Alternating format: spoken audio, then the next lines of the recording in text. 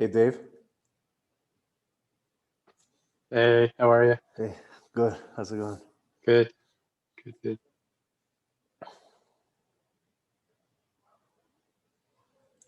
Cool.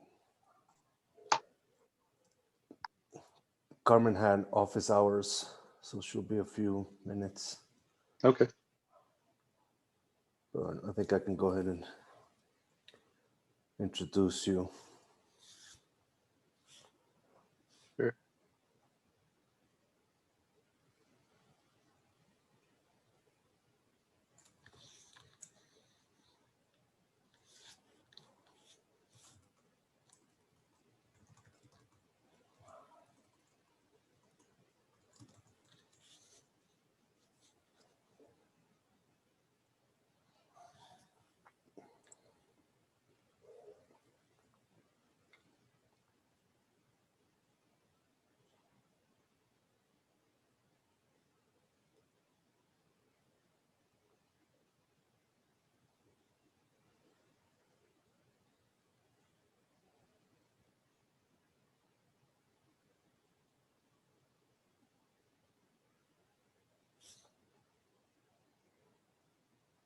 How you doing today?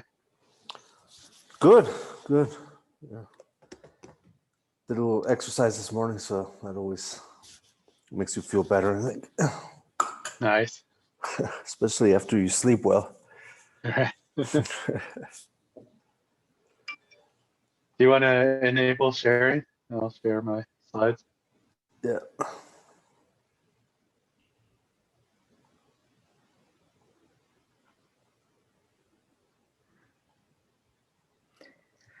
Hi, Dave. How are you? Hola, Carmen. How you doing? Good. Glad you received the link. I updated it, but maybe you didn't receive it.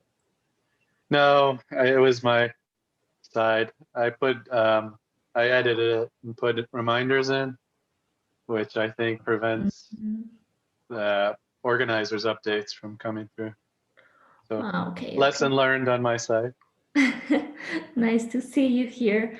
Let's have everyone join, and then Fernando can introduce you since he knows you best. Perfect. Maybe what I know I shouldn't be said. Well, I'll just Use go your by. best judgment. I'll just Go go by by the the book. LinkedIn page. Yeah. Yeah. Okay. Let me know when you see my. Yeah. You can see it. Great.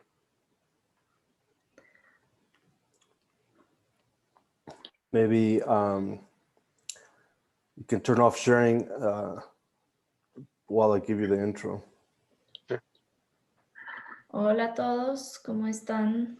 Hola a todos. Hola, Hola. buenos días. Hi, Dave. Hola. Feliz inicio de semana corta, pero va a estar intensa, así que tuvimos que meter contenido de 5 días en 4, así que nos van a tener que perdonar esta semana. Buenos días, Andrés, saluda. Andrés. Hola Andrés, ¿qué tal? Todo bien, muchas gracias. Bueno, Un minuto más. Un minuto más, sí. Un minuto más. Yo estaba en Office Hours con Juan Sebastián. Gaby, para que no lo atormentes, ya salta para acá. Que acabe con Davo. Ok. Y Al resto atormenta nomás. al resto atormenta. Déjame ver quiénes están aquí. Carmen, una pregunta. El viernes no tenemos nada del programa, no tengo nada en agenda. El viernes quiero tenemos Office Hours que todavía no hemos publicado. Ah, ya. Ok. Entonces depende de su disponibilidad para que la reserven. Tenemos justamente Office Hours con Dave y Office Hours con Keith en 2 horas distintas. Ok. Pero nada grupal. Perfecto, gracias. Bueno, arranquemos en honor al tiempo. Fernando va a dar la intro ya que conoce a Dave muy bien y te dejo, Fernando. Okay. Well, this session is going to be in English, so I'll go ahead and switch to English now. Welcome everyone to another great session during this program.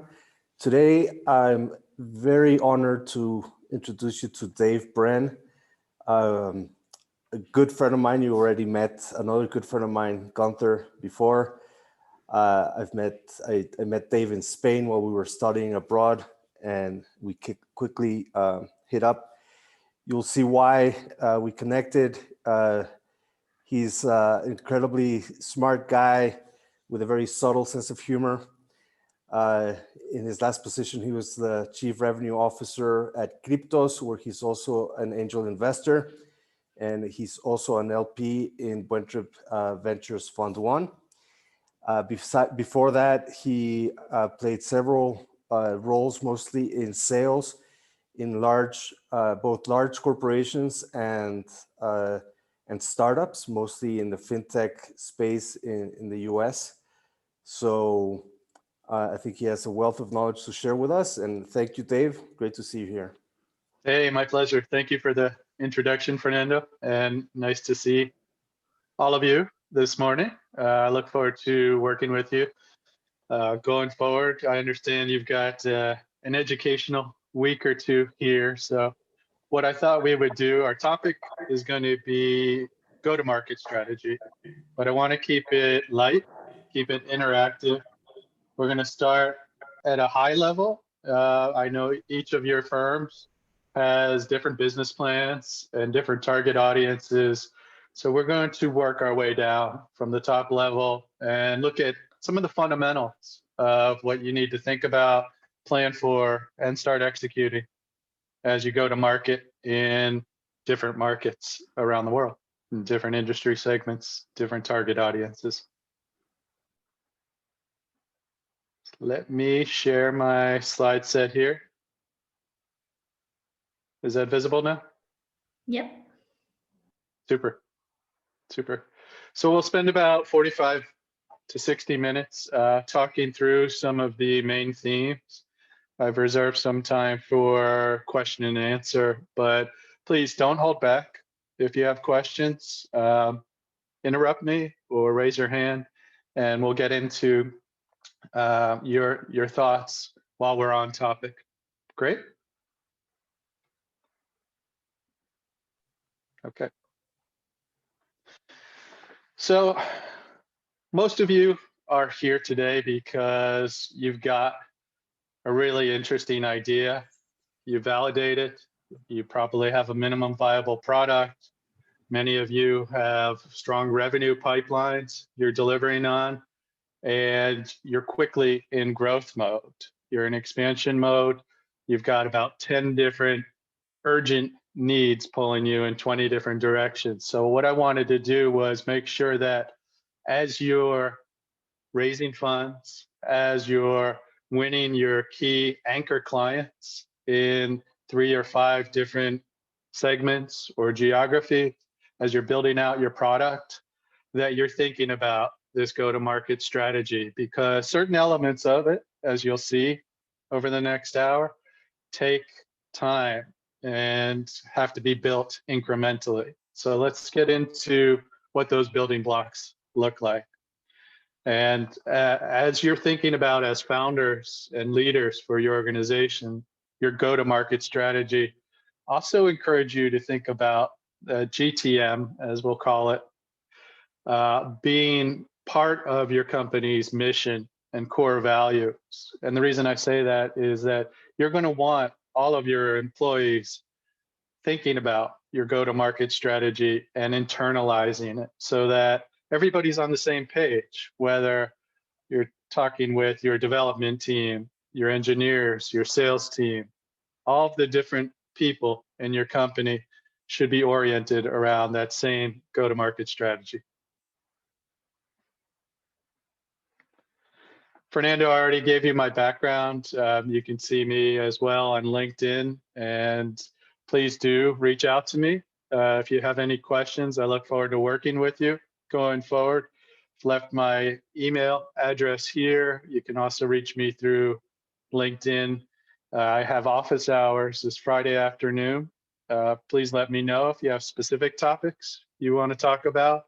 And over the coming weeks and months, if you have times and urgent issues that you want to pull me in on, use me as a sounding board. I'm totally happy to help. So what are some of the key elements you want to include in your go-to-market strategy? Most of this slide in particular should not be new to you, but we want to pull it together in a cohesive plan.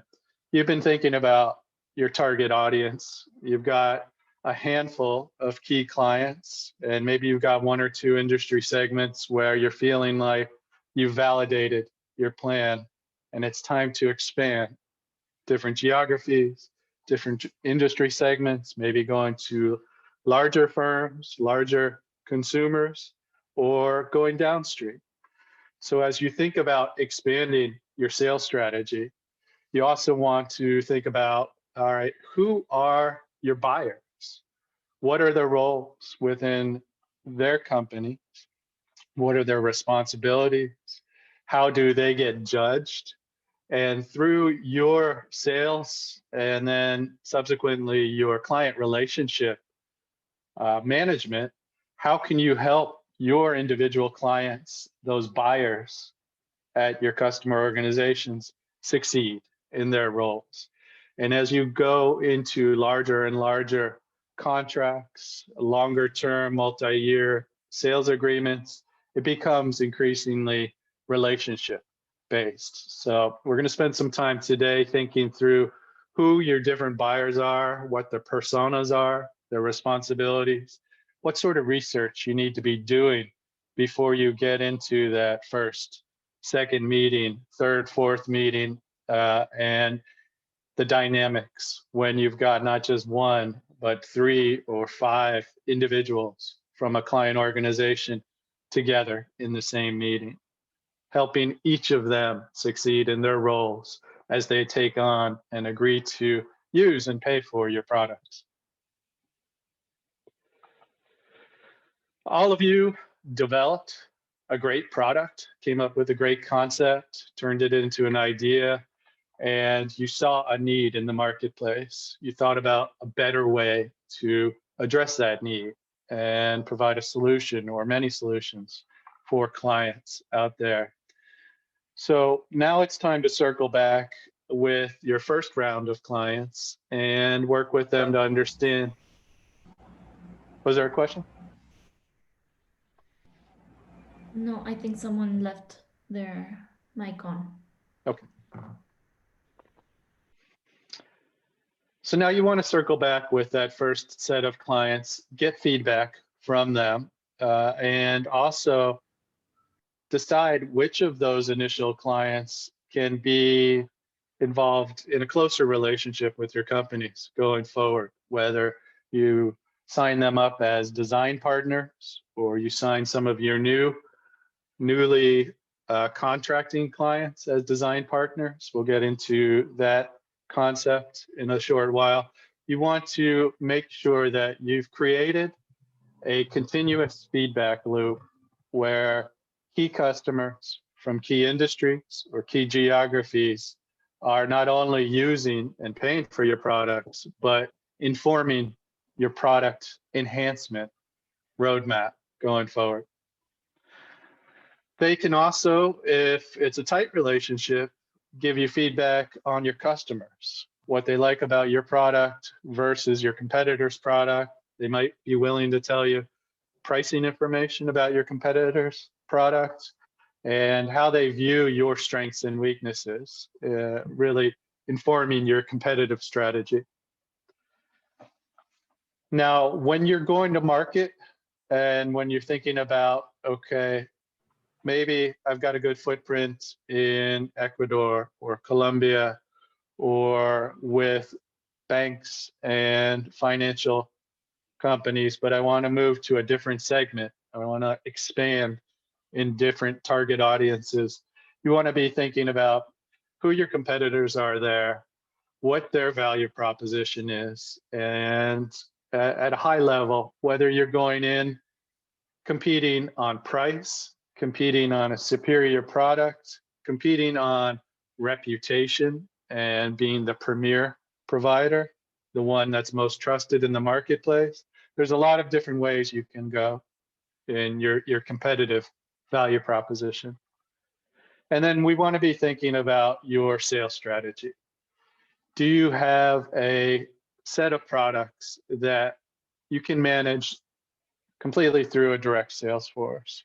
Or do you want to primarily focus on distributor relationships? Are you going through telecommunications companies or banks or consulting firms and accounting firms or industry associations? Or is it a combination? And most companies find, especially as startups and in their small, fast growing phase, you want to experiment with all of the approaches: direct sales, strong distributors, and in between different types of partnerships, whether you're integrating your product in a technical partnership, whether it's a marketing or co-selling partnership, or some variety in between. But you want to be experimenting right now with all of those flavors, from direct sales and thinking about your cost of building out a direct sales team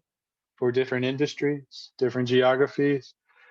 Can you move more quickly through distributors? They already have the relationships, sometimes 10, 20-year-old relationships with your target customers. And how can you increase your exposure from marketing and awareness through technical partnerships, through integrating and publishing videos of your product integration with adjacent products and services? All of those different elements will be key in a successful go-to-market strategy. Let me pause now, see if we have any initial questions.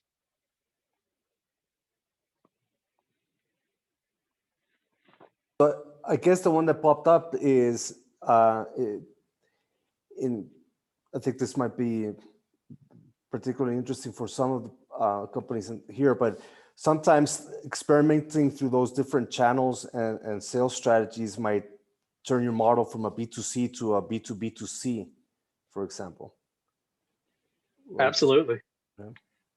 Yeah. And that can help you go from $1,000 contracts, $10,000, $100,000 contracts to an order of magnitude larger. You're signing agreements with your distributor who's going to sell to a whole umbrella of types of companies for $100,000 or $1 million. So you can shift your focus, go upstream, and really strengthen your relationship, train a sales team at 1 or 2 or 3 distributors, and let them make money through commissions selling your product as a value add to what they've already sold to their existing customers. It's a great way to go. And again, you need to experiment with those distributors. You need to be flexible in thinking about changing or allowing feedback into your business model. And whether you want to be messaging and building your brand to consumers, but selling in that B2B2C mode. Increasingly, that's been a successful strategy for software companies in particular, and data information-based companies.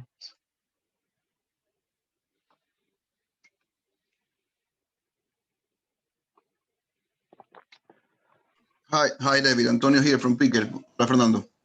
Hey, Antonio. We are going that way, I think. But my question right now, we are going is B2B2C probably. Obviously, there's a trade-off. When you go direct sales, you have to invest and spend it in our own team. How do you make a distributor sell for you? There's also a trade-off. Maybe a discount, something like that, right? What are the best strategies to retain this kind of resellers or co-sellers? Yeah, so That's a great question, Antonio. And typically what you're going to find is the commission levels are going to be even higher for those distributors or co-sellers. And you need to get comfortable with paying that higher level of commission, because you're not going to get their time and attention unless your commission level is at least roughly as high as the other products they're selling. Their salespeople, even if they're at a distributor company, not your own company, they're going to go for the easy money. And if they can make a higher commission selling the same product, they'll spend all their time on that. That's an issue I found at each of my companies throughout my career. Every time, it takes a little while and it's a little painful or uncomfortable getting comfortable with that higher commission level. But what you need to do, you need to really establish your relationship with the one or two key people at the distributor organization. Get a strong sense that they're going to stay with that organization. You're investing in them and their ability to hire and lead a strong, talented sales organization. B, that you're going to get adequate time and attention from their team pushing your products. And C, ask them to include you in the occasional conversation and sales call with their end clients so that you can circle back and hear directly from their clients, but also train that sales organization and creating something of a relationship with the individual salespeople. Yeah, that's great, really. Thanks. Yeah, I mean, one of the keys for your clients, you'll see in this yellow box here, is everybody wants their product to be a must-have. If it's a nice to have, you're going to lose half of your sales negotiations or pipeline deals because of budgets get cut or the priorities shift, or they just simply don't have enough time and bandwidth to take on 3 or 5 new products. So you have to be a must-have.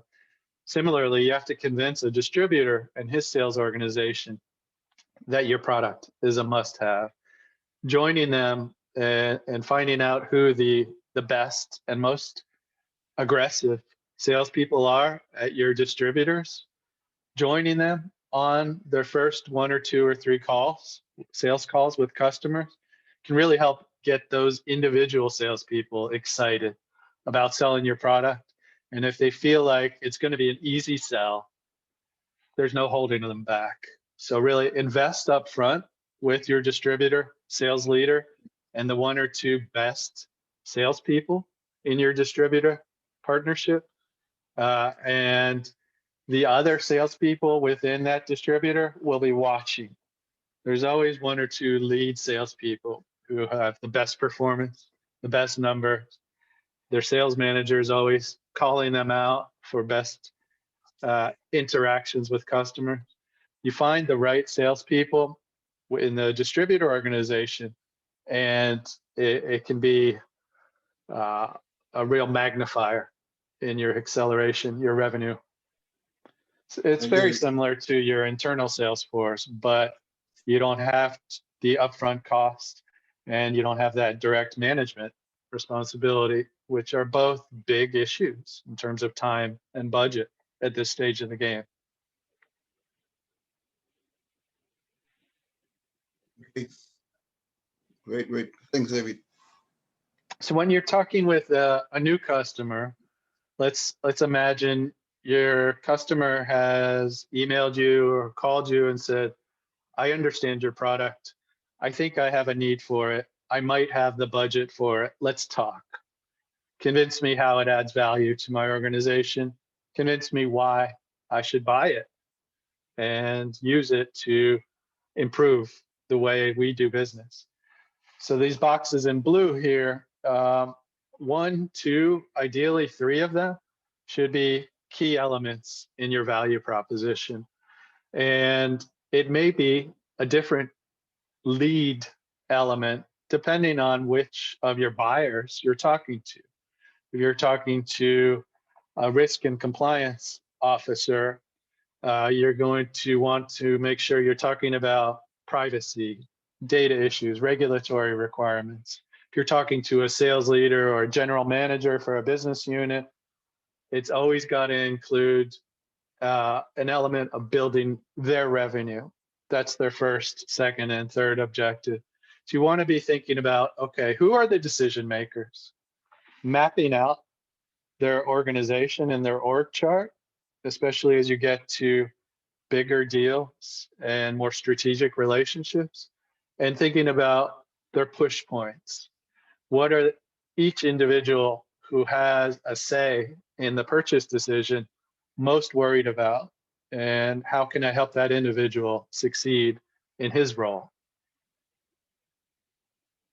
So maybe we could just do a show of hands or call out from each of you, which of these you have one or two of these value propositions you currently think is your most important? I'll start with you, Antonio.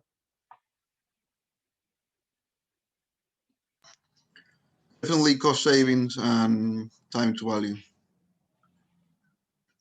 And how do you talk about time to value with your Because customers? what we are offering is what clients have been asking from us is make me an app just like Uber Eats and Rappi. Mhm. And we say to them, we are not going to make it. We are going to some sort of lease it to you. We are making this a SaaS product now. We originally had a business just like Uber Eats and Rappi, and we are making a pivot, I hope, to this SaaS way of doing business. And what we are saying is, we already have done it. Do not spend time doing it from scratch with us for a monthly fee. So that's cost saving and time to value. So something of a buy instead of build discussion. Of course, yes. Yeah. Rent instead of build, yes. Okay. How about you, Andres or Denise? I can go. Sure. Well, for us, we believe cost savings, definitely. Time to value, I'm trying to connect where two of our key differentiators is, yes, directly cost savings, because we have an e-commerce platform, and our goal is to reduce the time it takes for you to go from zero to fully online in the least amount of time possible. So that's time to value, and also cost savings, because when you try to do it manually, when you're trying to integrate all the different suppliers in an e-commerce integration, usually takes a lot of time and a lot of money, a lot of resources. So our solution eliminates completely those two hassles, those two obstacles of entering the e-commerce world. And so I think those two are the main ones we're focusing on right now. Yeah, no, that makes sense. And is there a way to talk about that benefit in terms of minimizing the development risk, the risk of failure? And Absolutely. what the benefit of cost savings, but also moving faster than their competitors rather than slower.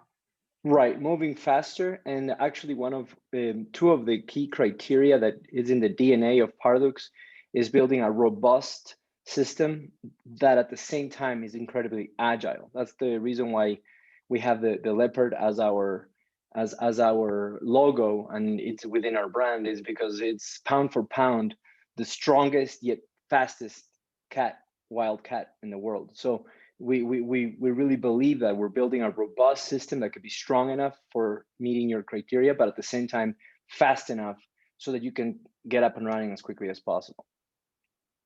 Cool. And do your clients and customers know that your technology is under the hood, or is your brand entirely focused on the direct customers and not the end customers? We're right now morely focused on the B2B. So the direct customer is the one that's going to see the value of that. We're hoping that the end user can appreciate it and learn to eventually distinguish that comes from, it's powered by Pardux, but the front and center, our vision is that the front and center that needs to shine is our customer, because Sure. he's the one that's coming up with the site. You know, they're the ones that need to take the credit with their customers, and we can work behind behind the curtains, providing that type of service to our direct customers. Very cool. Very cool. Yes, sir. Thank you. Who else? Hi, we can go. I think that our main, I'm Rafael from Vale. Thanks, Dave, for taking the time. I think that our two greatest value propositions are, first of all, differentiation. We're opening up a category of micro insurance, massive healthcare, health assistance, not healthcare, to a segment that was previously unattended. So I think we have a differentiation in doing something not completely revolutionary or new, but developing a channel that will be new. And also cost savings, because that's one of our primary selling points, is that we make a product for those that are outside the traditional scope because of price. Okay. Okay. And do you have direct competition for providing service in that manner? Yes, we do, and it's the traditional model which we have been part of for 20 years. So we're somewhat of a spin-off of a traditional company that was sold. So the competition are the banks and the institutions that are selling that, but they're not doing an aggressive direct-to-consumer effort on it. It's part of their other. It's an ancillary product for them. So as those traditional competitors start taking notice and start worrying about your company, one of the likely strategies they'll take is to create doubt on your ability to deliver and your trustworthiness. So while you might not need to take a proactive marketing strategy around trust, maybe you want to be prepared in a reactive sense with that messaging of how you safeguard those end customers' personal information or health information, and how you've got state-of-the-art data compliance processes. Yeah, that was one of the first things that came to our mind, and it was that we had to create. We didn't only need to deliver a service, but we needed to create a brand from the get-go that would identify us and differentiate us, so that when this happens, we're not a commodity anymore. So we've thought about that, and establishing the brand has been the principal, one of the most important things we've done, and of our strategy going forward. Nice, nice. Marcelo or Martin, what are your starting value propositions? Maybe Martin, because Marcelo already. My brother already talked about products. Oh, got it. Yeah. Thanks, Dave. Sure. Yeah, so we can go in relief. So we're actually a health tech company. Our main value propositions to healthcare professionals is saving them time in all their daily basis work. We've been working for maybe 2 or 3 years with doctors right now. So we know for sure, and we have tested that we can save up to 8 minutes per each consultation they have with customers when they can use the whole system and the whole functionality. However, our main focus right now is not the doctors. We have a really good adaptability of doctors to our software, and we're working now to patients. And now we're bringing a whole database of patients to the ecosystem, and our value proposition for them is to be the first software that can allow the patient to control their own health record and the decisions they can make for their own health through the system. And this is something we're going to test right now. Very, very interesting. Very cool. Lots to experiment with there. That's an exciting product. Thanks. When you think about your products and your marketing strategy, of course, you're thinking about what do I charge? What's it worth to the customer, the organization, or the individual, depending on who's paying you? But what's the end value in regular usage going forward? And the easiest way for a startup company to think about pricing is, if you've got direct competition, asking what do they charge? How do they charge? What's their value proposition? But if you're creating something of a new marketplace, it becomes a lot trickier. So you need to really get into trusted conversations with your clients whenever possible, to understand, once they're agreeing to a price point, and once they're starting to use your product, how they're getting value and how they think about value. You want to be able to talk about your value proposition using their words, using their parlance, whether they're doctors or whether they're end consumers who need information and healthcare solutions, or whether they're distributors of products or services. You need to be adopting the industry language and embedding that in your marketing message. Now, if you want to be creating a new type of product, a new industry segment, then you have a lot of awareness, a lot of education ahead of you, but you also have the luxury of being able to decide what the language is that you want the world, the marketplace, to use to describe your product, but also the value proposition and how what you offer fits into their day-to-day.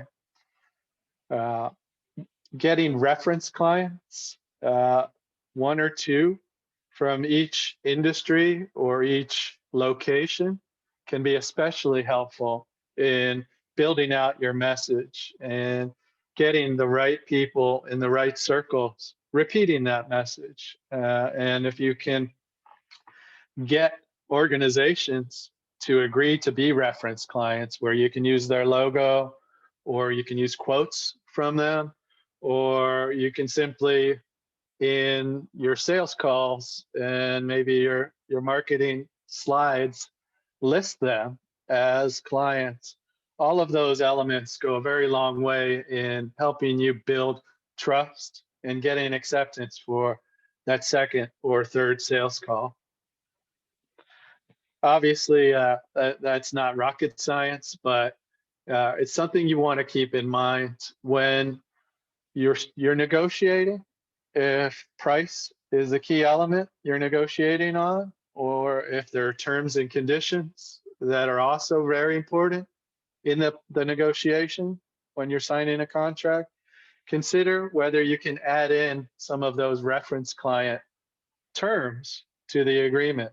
And you'll find that 6 months from now, 12 months from now, you've got a key deal, but they're not going to agree to sign unless they can see a logo in their industry from a top organization that's already bought your product, or that they can have a phone conversation with a customer who's already bought your product.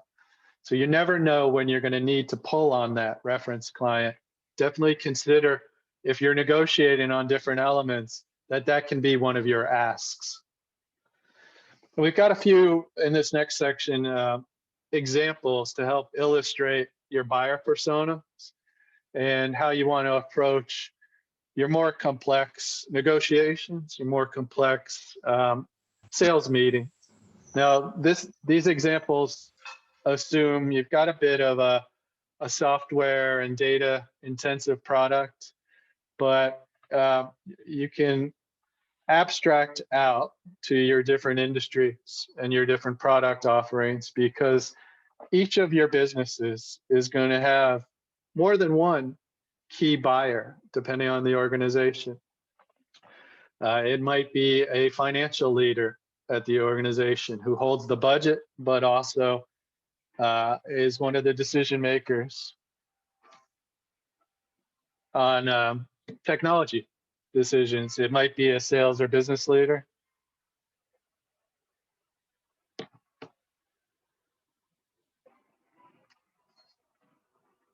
Sorry, hang on a sec.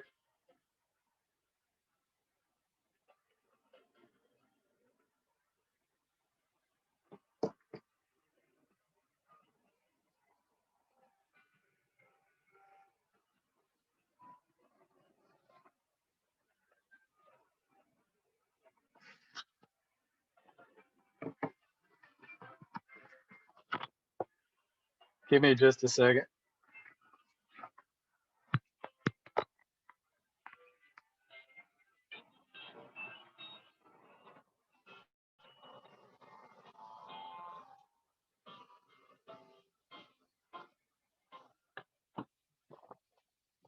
Carmen, can you hear me okay? Yeah. Okay. A little far. Is this better? No.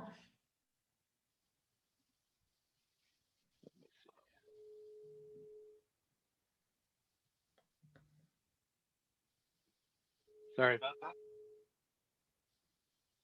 Okay. So just picking up, we were talking about having different buyers. Something Dave, happened to your. Yeah, something Your audio. happened to your mic.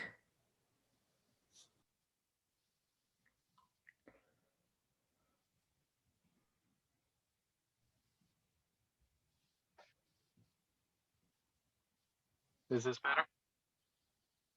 So.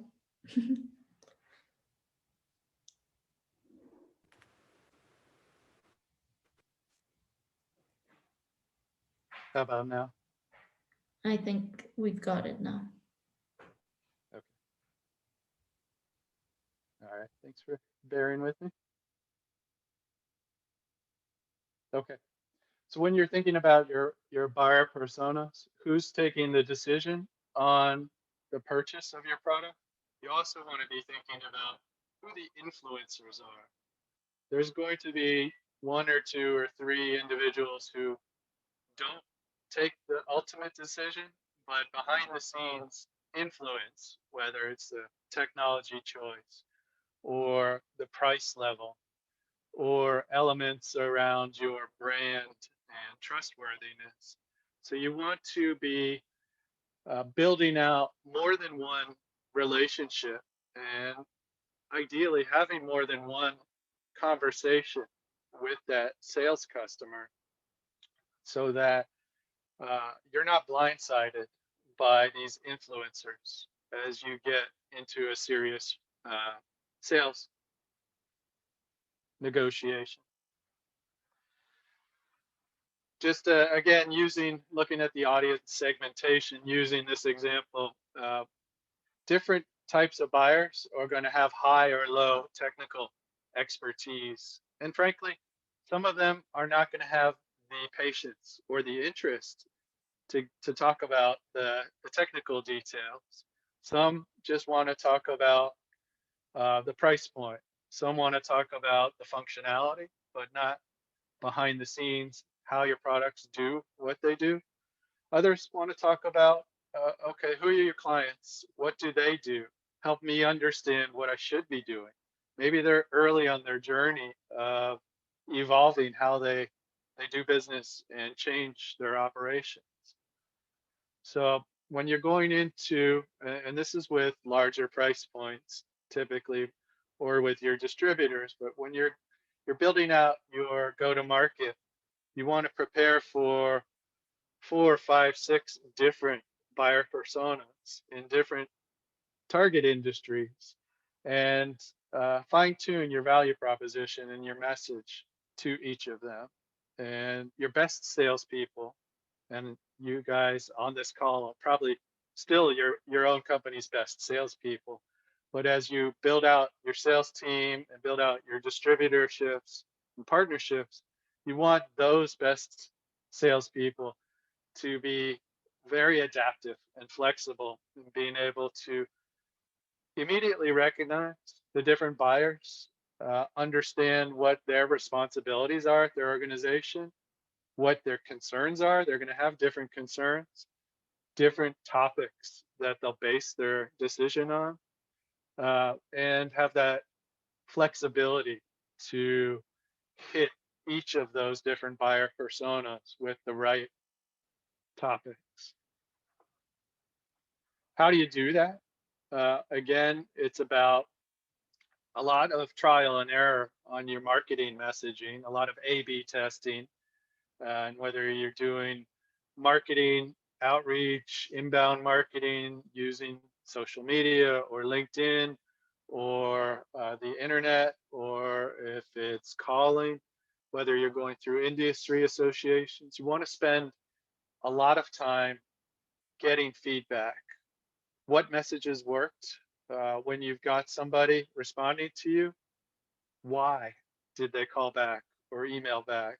Which part of your message resonated with them?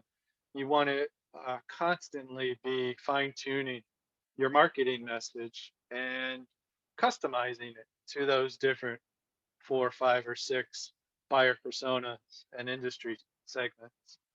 And those may be different messages within a single target customer.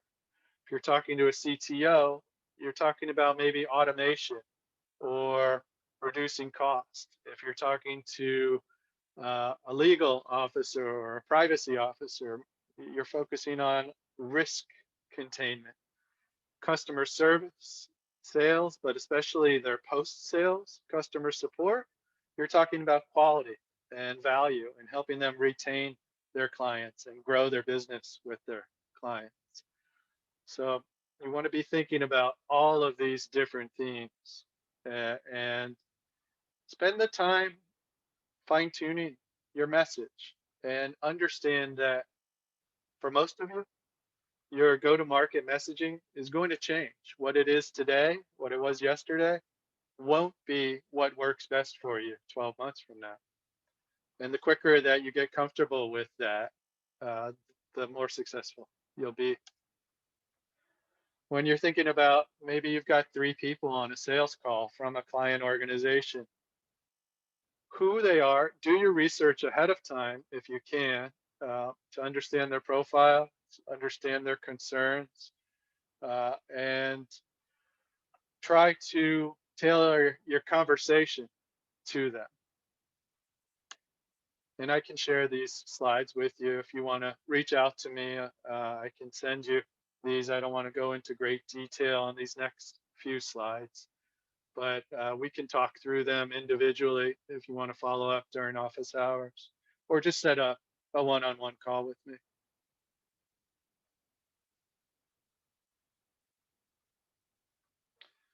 When you're looking at different target markets, you want to be thinking about, okay, who are the laggards and the leaders?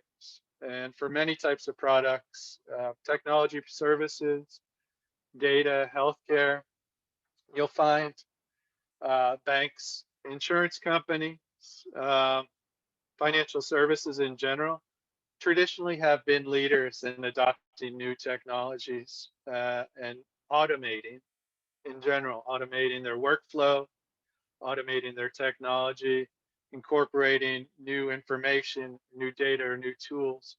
So other industries are often going to look to financial services as guide points for what new services they should consider and which providers have been deemed the best of breed. Now, that also informs your decision if you've started with healthcare or if you've started with banks, you're looking at your next 2 or 3 industry segments to target. You want to be thinking about, okay, which ones are most mature? Which industries already understand the product I'm offering? Which ones already have accepted they need it? and which ones need a lot of education and awareness. So those ones you want to start this year, next year with soft marketing, building your brand, building the awareness so that 2 years from now, they're ready. They're next year going to be establishing their budget for your product. 2 years from now, they'll be ready to buy it. So you want to be understanding, all right, level of maturity for different industry targets. Who are the thought leaders? One industry looking at another um, as the first mover in evaluating and approving different types of technology, different tools. And where are there concentrations geographically of those thought leaders? And it can be different industries, but and the thought leaders may talk, and they generally do talk across industries. If they're a sales leader for a healthcare company, they may be talking with a sales leader from a bank or from an industrial firm in their same city. You want to be thinking about where there's a critical mass geographically, and how can I work my organization and our messages and our brand into that circle. So here, if you're thinking about expanding from your initial markets into the US or Canada, or maybe it's Mexico, you want to be thinking about where those geographic concentrations are, what the industry associations are that you can start networking with, how you can get involved in virtual conferences or in-person events with those associations that bring together thought leaders in that city and in that marketplace. Now, circling back to that question of what's my best sales strategy? You've got your direct sales approach. You've got the distributor approach on the opposite end of the spectrum. In between, you've got partnerships, as we mentioned. And for most of you, if not all of you, you want to be investing in those partnerships, whether it's integrating your products so that those partners, as they sell their products, have an added value proposition by making their clients aware of your product. Their product does more when their clients also use your product.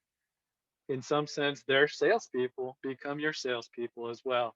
Maybe it's a sales partnership, not a technology partnership or a marketing partnership. You want to be exploring, experimenting with all of these different areas. And it can be very tricky building out your direct sales team. It comes down to individuals, and those individuals having the ability, the integrity, being self-starters. You probably don't have the time to spend managing them hours every day. They've got to be independent, and you're going to have to move quickly with changing your sales strategy. The old adage in English is hire slowly, fire quickly. Well, you may not need to fire people, but you need to change and adapt your sales strategy based on the feedback you get and the performances you see.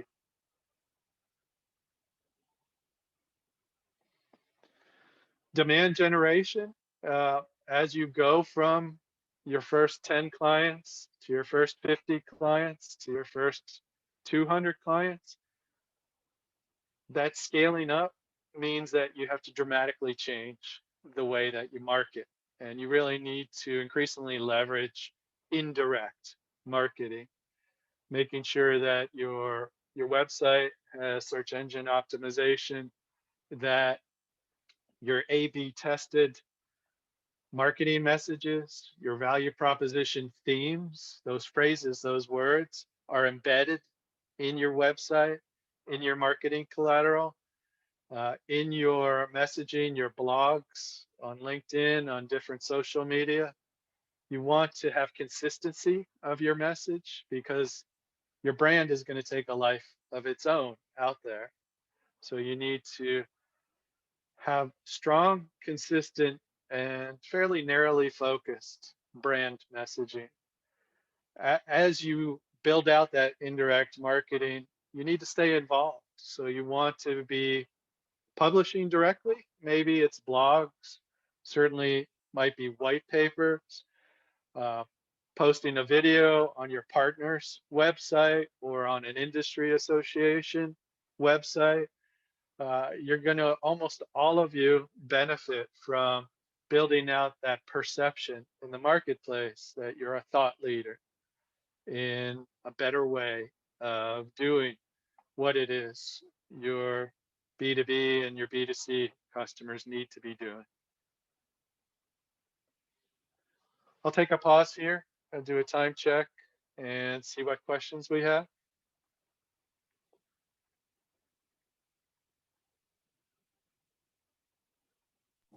I have a question, Dave. Yeah. Do you have any insights or recommendations for marketing and communication when you're like at a pre-MVP stage, when you're still testing the product and not right at the MVP, but you know, a bit before, where you could start to make some sales or make some testing, but you don't want to like go all out? Yeah. One of the best things you can do, and this is easy advice to give and very hard to execute, but find one or two adjacent partners in the marketplace where they don't compete with what you've built, but they benefit, their product benefits from it. See if they can hand you a live conversation with a live 1 or 2, 3 customers where you can get that friendly feedback on your product in the context of using an adjacent product. It can be very tricky trying to get that feedback where in a normal sales context, your customers expect you to have all the answers and know your exact value proposition. So finding through friendly terms or through friendly partners, the right handful of clients that are going to agree to have that informational sales call with you can go miles in terms of testing out your messaging. And I encourage you, when you can get those conversations agreed to, be very open and very honest that while you've got a great product, tell them you're still exploring all of the different uses and the different potential value, and you don't have all of the answers yet. Thanks. Yeah, yeah. Now, part of what you're thinking about is expanding. You've got a great idea, an MVP, maybe you've got your first 10 clients, you've got a healthy foundation for annual recurring revenue even, that's fantastic. But how can you go from your core, what you started on, that small target segment that you're solving problems for, to many different target segments? How can you grow that total addressable market? And you'll often be surprised to find that your second, third, or fourth target market finds triple the value in your product offering because they're going to use it in a different way and at higher levels or more frequency than where you started. So you want to be very, I wouldn't say aggressive, but very focused on experimenting with other target markets and different price points, different value propositions may appear from those. Now, returning to that theme of getting reference clients and client partners, it can be really crucial, particularly with technology products, to get design partners, innovation partners who are going to give you feedback on how to enhance your product, what their needs are for their future business, and if your product roadmap can help address some of their needs. That relationship can turn from a transactional sales relationship into a very virtuous, ongoing client partnership. And so with some of your partners, and particularly those who are giving you that friendly informational feedback, you want to be thinking, hey, do I discount the first insurance company in Bogota or the first bank in New York? Give them a very steep discount if they'll agree not only to be a reference client, but to be on my client advisory board. So that twice a year, they'll join virtual meetings and give my technology team, my product team feedback on our enhancements roadmap. And if you can create an environment where there's more and more value added for participating in your client advisory board, in your innovation council, where maybe those participants get value in interacting amongst themselves. Suddenly they're introduced to a chief information officer at a competitor bank, and it helps them expand their career possibilities, or it helps them get published, it helps them get promoted. All of these different elements where you're adding value to these strategic client partners in exchange for them working closely with you over the future time. Hard to do, but definitely worth it. And you may find one or two of those clients end up as employees working for you, leading your sales teams in different geographies 3-4 years from now. Now your sales cycle. Nothing on this page is going to be news to you, but it's really worth spending a bit of time on. In sales, in particular for products where you've got a competitive offering, things can move quickly. It's exciting when they do, but if they don't, you need to be very focused, and you need to keep in mind time is your enemy here. Why? Well, you may have to be patient. Budget cycles open and then they go on hold. And you may have to, if you've got a live prospect who has agreed, he likes your product, he sees the value, he won't have money until November. You need to find that right cadence with them to keep the conversation going without annoying them, without being a pain to them, but try to close the terms, finish the negotiation on the price, on the duration, make sure everybody involved in implementation understands what their next steps are going to be on the client side, so that when you reach November, you don't have a lot of panic and a lot of excuses from the client not to go through with the deal. Time is your enemy. Their budget may disappear. So if you can get that expense agreed to and moved from that available dollars category to spent category, you go a very long way to making sure you don't lose a deal due to the time that expires. Decision makers change roles. Sometimes they leave organizations, and we'll talk about that in a second. But the quicker you can get your deal at least conceptually agreed to, if not signed, the less risk you have there. Again, none of this is rocket science, but you really want to be focused on moving your deal stages through to the final area where you've got either a verbal agreement or a signed contract. Leaving your deals in any of the earlier stages opens up way too much risk.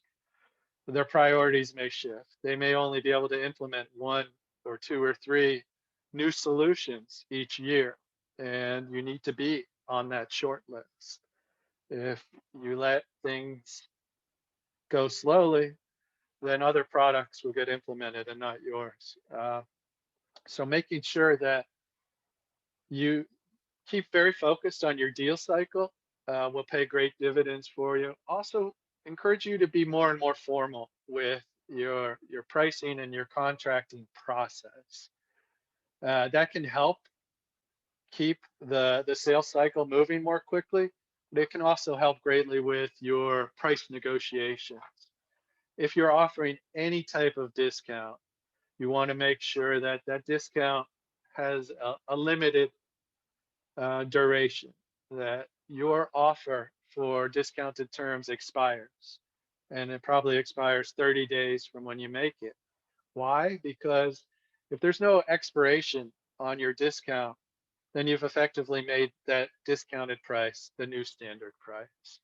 And also, you've eliminated any sense of urgency for your customer to take a final decision.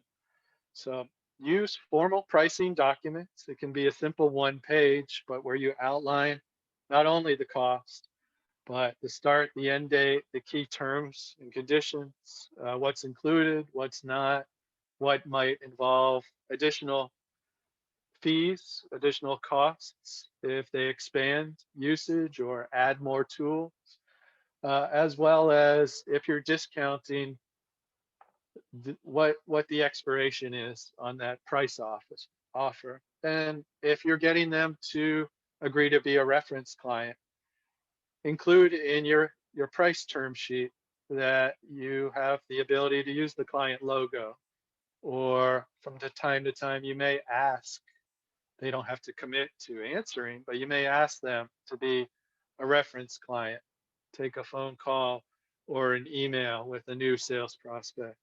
All of those elements are much easier to execute if somewhere you've got them in writing.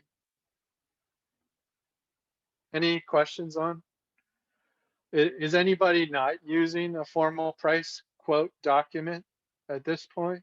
If so, I'd be happy to talk with you during office hours about how to get started with that.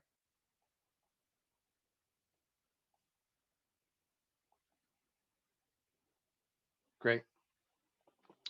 How do you know your go-to-market strategy is working? Well, it's closely entwined with how do you know your product is really hitting the value proposition. You want to be tracking. Measuring and tracking are very important as you grow, so that you know you're spending time on the right things, that you're delivering value to your customers, whether that's business customers or end consumers, the way that you think you are, the way you assume you are. You want to be getting feedback on your key performance indicators. And that may be in the form of surveys and questionnaires. You may want to adopt with your larger customers an NPS system, a net promoter score, where once a year you have them fill out a formal survey scoring you. And that helps you monitor the quality of your relationship with those customers, gives you an early warning signal as to whether they might not renew with your product. And it gives you an excuse to reach out to them and have an informal conversation every 6 months, every 12 months about what's coming next, how their business is changing, what new products they need, and helping you evolve as their business evolves. As you grow and you try to move into new countries, new markets, new industries, you're going to find that the ecosystem becomes more and more important. And it's not just the ecosystem of potential clients, but we're talking about consulting firms, technology firms, advisory firms, PwC, Ernst & Young, Accenture. You want to be at some point in your evolution talking with Gartner or other ratings services who play that central role in helping large companies evaluate different providers, different product offerings. So when you reach the right level of maturity with your product offering, it's time to take a look at Gartner. And you can have a year or two with them before you start paying Gartner, where you get them familiar with your product offering. You get some feedback from their analysts as to where they see you today, where they see you 18 months from now in terms of your ranking among the competition and your competitive offering. And eventually you want to be probably paying the likes of a Gartner to, on an annual basis, evaluate your product offering, score your product offering. So when you've got a new client from a new country or a new industry looking for your type of product, they're not going to find you immediately. They're going to start with Gartner, or they're going to start with their friend network. And one of those two is going to be pointing them to your company and your product offering. So start thinking about socializing your product and your value proposition with a Gartner, with an Accenture, with a PwC, so that 2 years from now, when you're at that scale, they're familiar with you and your value proposition, and there's a level of trust that you're just not a company name and a logo, but you're a real service offering with real customers paying tens, millions of dollars for you. Any questions on that?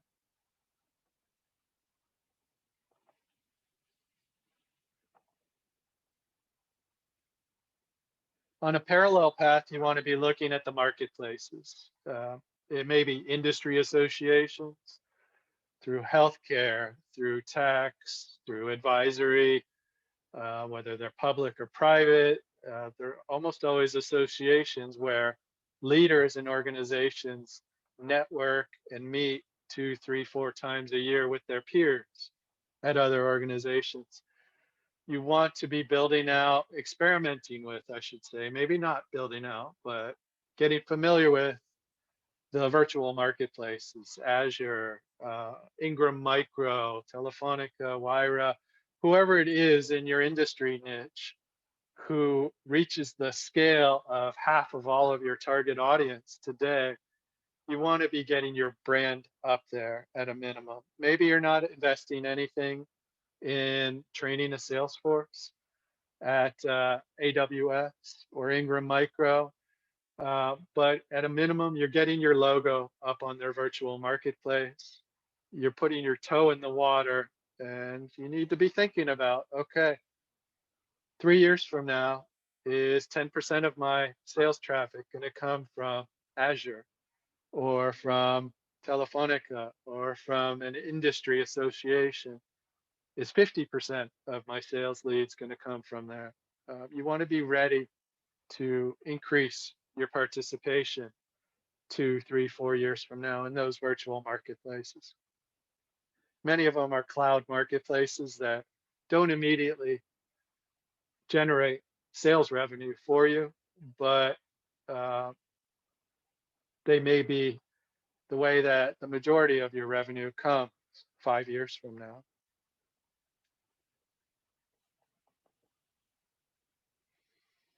Now, as you're scaling up from your minimum viable product, from your first 100,000 in recurring revenue, your first million in recurring revenue, and you're looking to sell to larger organizations or networks of 100, 1,000, 10,000 consumers, whatever your scale and your trajectory is, you're going to find the requirements increase, and you want to be preparing, at least mentally, if not getting the actual work done, so that those requirements for signing a contract, an enterprise level contract with a larger organization or a larger umbrella of consumers, consumer groups, doesn't get tripped up due to one of these factors that you see on the slide here. As you're selling at higher price points or to your larger groups of customers, you're going to have different types of certification processes and requirements. And it may be insurance, traditional or cyber insurance. It may be SOC 2 testing. It may be penetration testing by third parties and the ability to share overnight your certifications on information security, on privacy, data compliance. You want to be prepared to fill out and pass a distributor or a large bank's vendor approval evaluation process. They're going to have 2, 3, 5 pages where you fill out your tax information, fill out your certifications on information security, fill out all sorts of information so that you become an approved vendor. Once you become an approved vendor for a large organization, all of the different buying centers at that bank, at that industrial firm, at that healthcare company suddenly are free to do business with you without getting their central procurement involved or without getting their finance department involved.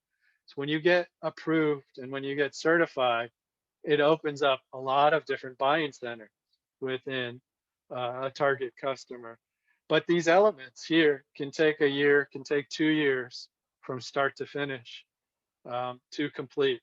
So I wanted to include this topic on today's call because you may find that a year from now, you may find already you're finding roadblocks because you don't have certain certifications ready. And that prevents you from moving from signing a $50,000 deal to a $200,000 deal. You want to be ready to do business at that higher enterprise level or group consumer level. Has anybody run into these issues yet?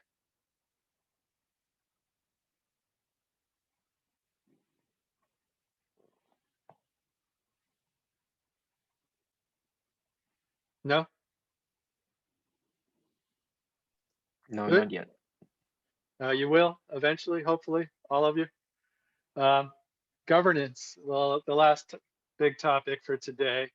When you've got your go-to-market strategy and you've got an action plan put together, it's not a one-time exercise. You need to continuously evaluate what's working, what's not working, make changes.